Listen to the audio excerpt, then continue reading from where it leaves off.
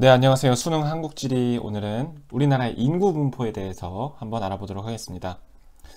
먼저 인구 분포에 영향을 미치는 요인은요, 기후나 날씨, 지형, 토양 이런 것처럼 자연적인 요인들이 있고, 문화나 교육, 산업, 일자리, 공장 아니면 교통 발달 이런 인문적인 요인이 사회 경제적인 것들이 있는데, 주로 이제 예전에 전통적인 산업화 이전에는 자연적인 요인들이 중요했습니다.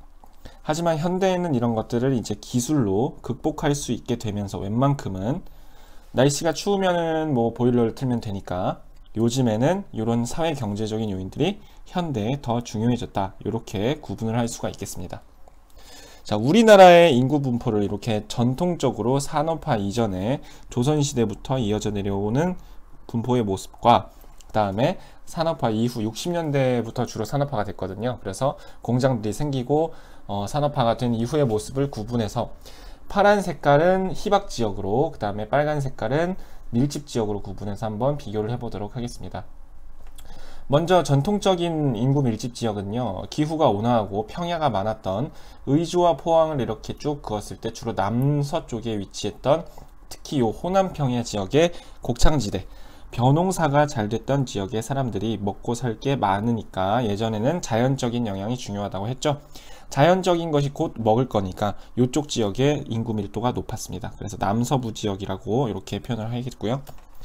그리고 희박 지역은요, 반대로 기온이 낮고 해발고도가 높은 산지는 춥죠. 그리고 경사가 가파라서 농사가 어렵습니다. 그래서 여기서는 어떤 걸 하죠? 주로 밭에서 감자나 고구마 아니면 옥수수 같은 거를 이제 기르면서 예전부터 전통적으로 살았죠.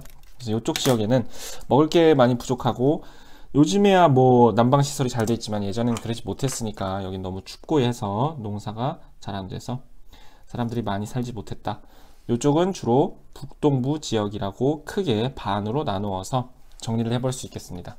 이때 특히 이 전라도 지역은요, 이쪽 지역에 이제 여기 한양이 있었던, 서울이 있었던 경기도 지역도 지금도 인구가 많지만 이때도 많았지만, 이때는 이 전라도 지역이 인구가 아주 높았습니다. 그래서 서울이나 경기도보다 더 높은 지역이었다고 합니다. 그래서 그만큼 자연적인 요인이 중요했지만, 이제는 산업화가 되면서 공장들이 생기고 주로 사람들이 공장으로 일자리를 찾아 떠나기 시작했습니다. 그래서 주로 밀집 지역은 서울, 경기, 인천을 우리가 합쳐서 수도권이라고 부르죠.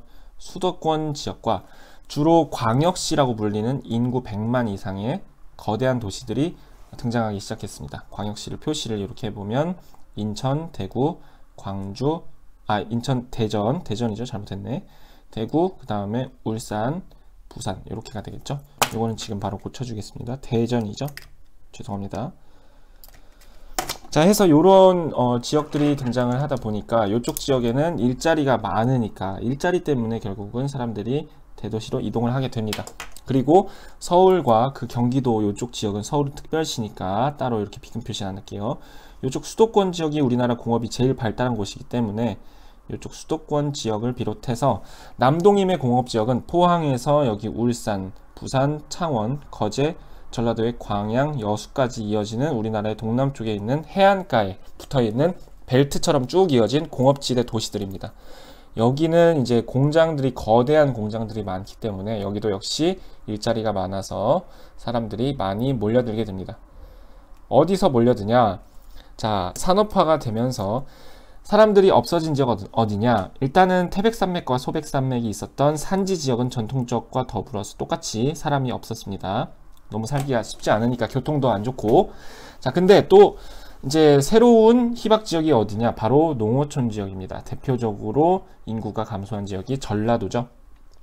전라도는 서울, 경기보다 인구가 더 많았던 지역이었습니다. 그러나 광주를 제외하고는 대부분의 농어촌 이런 평야들, 대구 이쪽에 경상도도 그렇고 이쪽에서 일자리가 부족하다 보니까 전부 다 이 위에 있는 대도시들로 이동을 하게 됐습니다. 그래서 여기에 인구가 좁은 지역들에 많이 몰리게 되었고, 대부분의 농어촌 지역에서는 인구가 감소하는 그런 현상이 벌어지게 되었습니다. 그래서 여기까지 해서 우리나라 인구 분포의 특징을 산업화 이전과 이후로 나누어서 정리해 봤습니다. 감사합니다.